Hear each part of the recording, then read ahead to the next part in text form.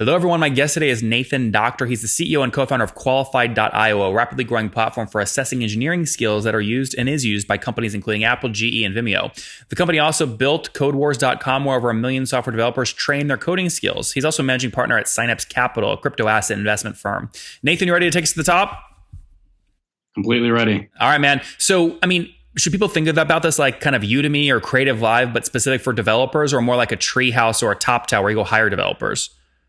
Yeah, great question. So we're more in the hiring realm. So not really similar to any of those, but on the assessment side. So where we fit is in the hiring process. So there's really two sides of the business. On the company piece with enterprises, a lot of the clients you just listed off, what we're doing is we're helping them identify and surface the best quality candidates in their pipeline. So it helps them increase the speed to hire, reduce the cost to actually finding candidates, and also unearth resumes that otherwise would get overlooked. Okay, got it. So you might send up an email automation for every time a resume gets submitted via Indeed to Vimeo. Vimeo auto replies with like a quiz link, and that quiz link is powered by you. Exactly. So that quiz link that they take them through is a real coding challenge. So it approximates real world work on the job, and we're actually testing them based on the development skills they have. Are you a developer?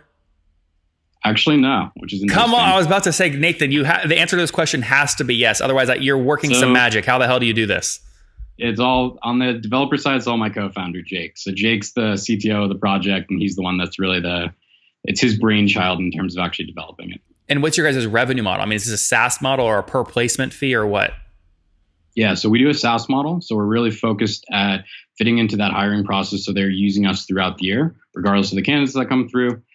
All of their flow actually funnels through our platform. So we're charging an annual contract. Okay. basis. I don't want to go down every customer cohort. I'm sure you have a lot of different sizes of customers, but on average, what would you say a customer pays per year to use your tech? Yeah, of course. So across the range from 6,000 to 17,000, depending on the cohorts. Okay, cool. And why would someone pay 6 for 17? And that's annually, right? Yeah. Why would they pay 6 for 17? Just be the scale of the customer. So on the SMB side, we have smaller growing businesses versus on the enterprise side. Yeah, but measure by what? Like number of seats, number of applications per month? What's the unit of measurement? Right. So the vectors that we actually charge based on are the number of assessments they're running through per month. And then we also have a seat count. So that would be for recruiters that fit on the platform, engineers that are evaluating it, or helping set up the assessments. Interesting. And give me a sense of volume. So trailing 12 months, how many total assessments through your platform? That's a good question. So we typically actually don't have a assessments number off the top of my head, but we're in the millions. So okay, there's a significant amount of volume. Yeah, million plus. That's good. And then put this on a timeline for me. When did you launch? So we launched Qualified in 2016 and spent the first year really just getting the platform right, testing out the revenue model. There was a lot of iteration there. And then the last 2 years have really been scaling the SaaS side. This is always a fun question. What did you spend total on your MVP? Do you remember? It was quick, and we did it in a weekend, actually. So you think like less than $1,000? Yeah, we built it out over a weekend, and we're actually getting paying customers by Monday. How did you do that, right? How did you get your first customer?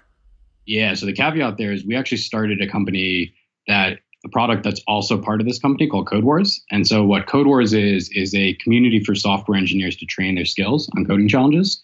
So that's where we developed the methodology that we use for testing engineers. And through that, we built a community of about 1 million developers. It's widely used by developers in college all the way up to senior level engineers in the workforce as a way to pick up new languages and skills. Do brands, Google, Facebook, pay you to send like a sponsored email sends through like to your user base? I imagine they'd pay a lot of money for that. Yeah, there's definitely a revenue opportunity there, but that's not something we've gone after just because we're really focused on keeping that CodeWars community very clean. Yeah. So basically, if Google reached out and asked that, you'd say, hey, no, the way to get access to our user base is to actually sign up for a paid plan, and we'll help you do your coding. Yeah, exactly. So we do have a revenue stream that comes through CodeWars. There is a SaaS component of that too, where hyper users can actually pay to get access to better feature sets. But for the most part, it's a free community. Better feature sets like what? Like harder challenges? No, so the content's all there, but there's a few different aspects. We call it CodeWars Red. And they start to be able to get some of the feature sets. So it's a kind of a range of things that make it easier for them to use the platform. So they get prioritized code execution. So for example, if there is a lot of volume, they just get put to the top. there's also a way for them to actually mark and see other challenges to learn from it more effectively. When did Code Wars launch? Code Wars launched in 2013. Okay, so that came first, and I assume that was your co-founder who set that up. Yeah, so we started that together. We actually, interesting story. We met at a hackathon. I pitched the general concept of it, met him right there. We built the product in a weekend, just kind of like qualified, launched out that weekend, got our first 2 angel investors. That's great. What the angel investors put in? So the beginning, it was 90,000 for that first angel round. So it's relatively small. That's great. And now is Code Wars, if I'm on the cap table of qualified, does that mean I also own a percent of Code Wars, or are they separate? Yeah, exactly. Same entity. Okay. So total raise to date is how much? Total raise is a little over 2 million. A little over 2 million. Yeah. That's great. I love that you've stayed, you've stayed pretty darn lean. What I love about this is you built the distribution channel first and the product second. I think people spend way too much time today building product first and then trying to figure out distribution, when distribution is way more important, in my opinion. Yeah, absolutely. That's the hard part in a lot of cases. How did you, what were some of the things where you saw like viral growth on getting new people into Code Wars between 2013 and 2016? Yeah, so one of the biggest things that actually made a difference is that we really gamify the entire community. So you earn honor and you earn rank and status as you complete challenges. So that rank and that honor kind of creates your standing in the community and also shows off how strong of a developer you are across different languages. So the first MVP that we put out there, we launched out to Hacker News. We got 10,000 developers to sign up within a weekend. And essentially all it was a few example challenges that people could take on a landing page. And they actually earned gamified honor on that landing page. And then we had it scrolling to show the top 100 people. Can I see this? This is so valuable. Can I see a screenshot of this anywhere? That's a great question. We probably have one somewhere in our archives. You have to send it to me. Wait, okay. So, because see, part of getting gamification right is understanding where and when to apply social pressure via pixels on the screen, right? So what I'm hearing you say is, trying to describe it again, on one screen, they could take the challenges and there was like a leaderboard on the right where people's names were showed with like who had the most honor. Exactly. And you earned more honor by completing more challenges? Yeah, so as you went through the stack, there was 7 challenges that we had pre-filled in there that you could create, that you could take and earn honor. But then at the end of it, we actually created a viral mechanism where you now could earn more honor by emailing it to your friends. You could earn more honor by tweeting it out. So there's a whole component of social aspects. And then you could even link in your Facebook or Twitter accounts. Okay, did that our whole earn more honor by tweeting, emailing your friends? It sounds good. When you actually measure that, though, did it truly drive growth? That was actually probably our largest source of growth for Code Wars in the beginning. Which one was it? Tweeting, sending an email, a Facebook post? Which channel? I would say Twitter and then email. Facebook was far behind those two. How would you track if someone emailed their friend about Code Wars? Did you set up a customer referral program or something? Exactly. So there's a customer referral link. So even after they sent it out, that user would get attached to their account and they would earn honor for that. Okay, so if they emailed 100 of their friends, but only one joined, they'd get 1 honor. You didn't Exactly. give honor based off volume of sends. Yeah, it wasn't volume; it was actual follow through. That's interesting. I might replicate this on my community for SaaS founders and do like a intelligence score. And the more like questions about SaaS you can answer, the more intelligence you accumulate. Go ahead. And if you're dumb as hell, you can buy intelligence. That works too. Not buy it, but you can earn it by tweeting and emailing your friends, etc. That probably ruins the system, because then people go, no, all these rich people are just going to buy intelligence, but they're dumb as rocks, Yeah, it starts to mess with the value metric a little bit. Yeah. That's interesting. Okay, very cool. I love this. 2016, you launched the company. How many customers have you scaled to today? So we're over 350 customers now. That's great. Now, can I multiply that? You said minimum earlier, right? $6,000 a year, 350 times $600 a month. You're doing north of 21 grand a month, or sorry, 210 grand a month. Yeah. So we don't talk to the top line revenue, but I'm just taking your numbers though. I think you're doing way more than that, because you said between $6 grand and $17,000 ACV. It's fair to say you're north of that. Somewhere in the ballpark. Fair enough. Well, help me. I won't push harder there. What about growth? Where were you about a year ago? Do you remember? Yeah, great question. So we were probably half the size. Okay, good. So call it maybe 100-ish K about a year ago, and now more than doubled that. Has most of that doubling? Less than half the size. Less than that. Okay, yeah. How did was most of that doubling from driving a higher volume of applications through the same PepsiCo Vimeos, or was it by adding more PepsiCos and Vimeos? Great question. So it's been a combination. So the last, I'd say 6-12 months, we've really been starting to build up the sales team. So the first, I'd say 2017 It's actually largely founder sales. So most of myself going out there pounding the pavement. Then once we really got the model tuned in, dialed, we started to build that sales team, and it's been a combination of going out there and getting those larger contracts. And we're starting to push those ACVs up really significantly on the enterprise side. And then also a combination of growing them out. So in a lot of cases, our ideal customers have grown 2 to 5x over the contract or over their lifetime and throughout renewal processes. Do you know what the expansion is typically from year 1 to year 2? Is it like, 30% expansion or something?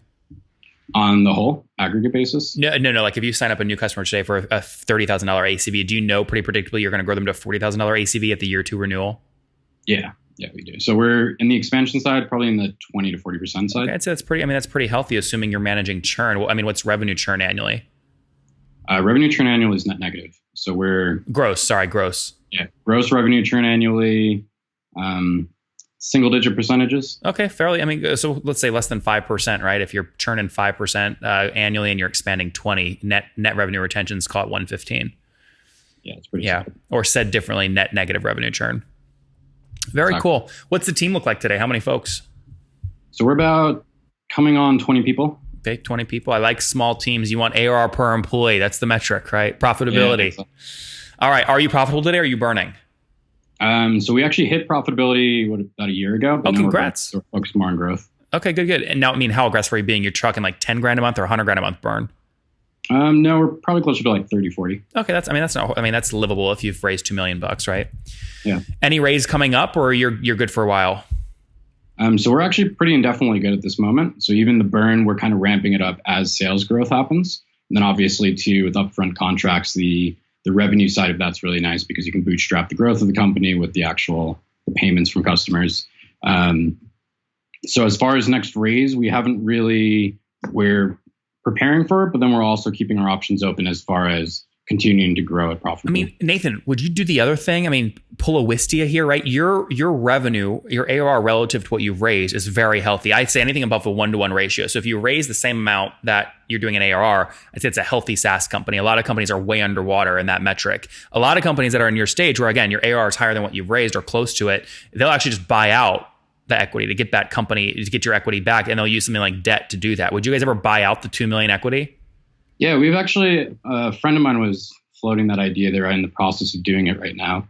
And we've thought a little bit about it internally, but from our perspective, we're also really aligned with getting our investors a good return. So we'd like to see this through as quickly as we can and show them success. Well, by the way, you still get a good return, right? Wistia paid their early investors, I think it was like 4 or 5x. They still got a good, yeah. You're not just buying out at 2 million. You would essentially, I'm making this up now. Yeah, I'm making this up. If you're doing, call it 210 a month right now, minimum, right? So that puts your ARR at something like, 2.5 or $3 million bucks. You could go out and raise 1 or 2x that in terms of debt and give your early 2 million, a 3x return and buy them out for 6 million on a play plan over the next year or something. That's only if you guys really wanted to convert this into a high EBITDA free cash flow margin business where you didn't have the pressures of VC like growth, right? Where you didn't have to burn millions of dollars a month, that kind of thing. Okay.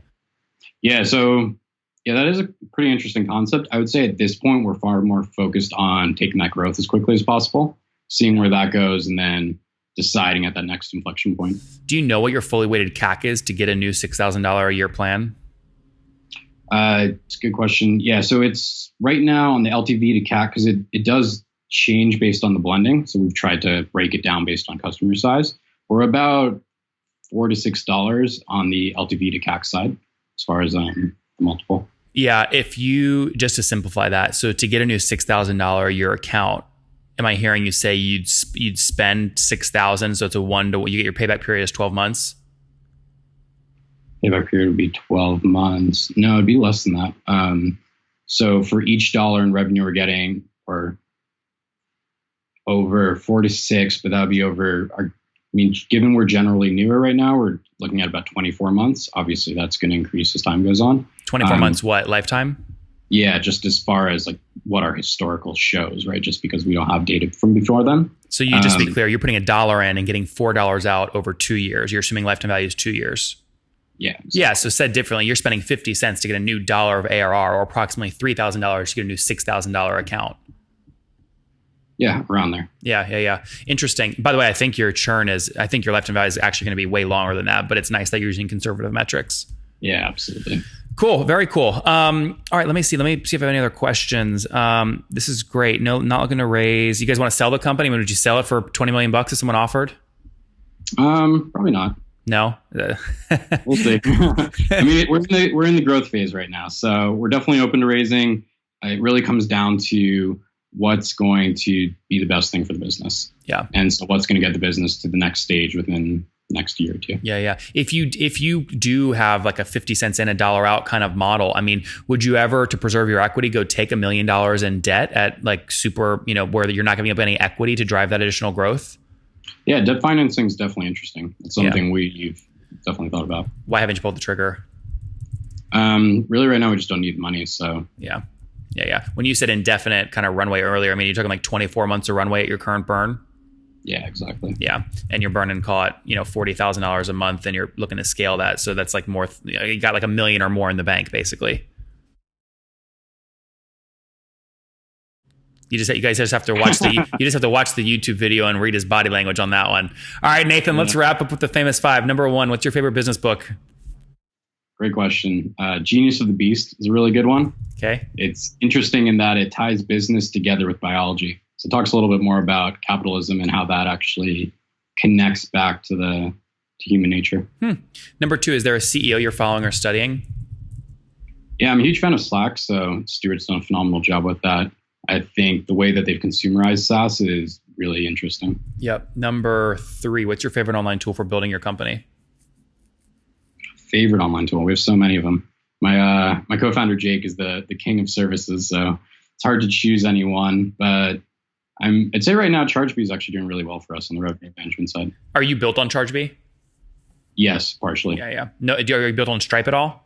Yeah, we started out with Stripe, and then as we scaled and needed something more professional and cleaned it up across the realm, we now use both services together. Interesting. Number 4, how many hours of sleep do you get every night? Really ranges, say 6 to 7. Yep. And what's your situation? Married, single, kiddos? Somewhere in between. I have a fiance. Okay, but we don't have no kids running around, huh?